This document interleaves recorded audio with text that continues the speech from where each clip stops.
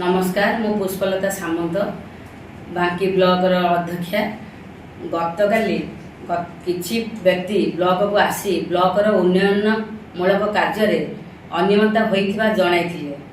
मु पूर्वर उक्त अभियोग पाई 28/7/2026 तारीख रे तदारख करी अनियमितता करिଥିବା व्यक्ति को ब्लॉक रु बदली करने सहित पूर्वतन बीडीओ पूर्वतन assistant executive engineer junior engineer assistant engineer का समय करा जाइथिबा बेनियम कार्यर पुनः मेजरमेंट करा जाई संपृक्त अधिकारी ठारू अर्थ रिकवरी करा जिबाकू मु सरकार तथा जिलापाल को पत्र लिखिछि।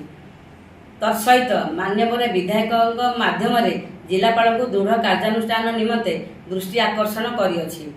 वर्तमान तथा कथित बेनियमकारी अर्थ हड़प करने व्यक्ति वर्तमान बीडीओ डब्ल्यूई एवं ब्लॉक को बदनाम करने को चक्रांत करुछन्ति। तेणु मु ताहाकू दृढ़ भावे निंदा करुछि।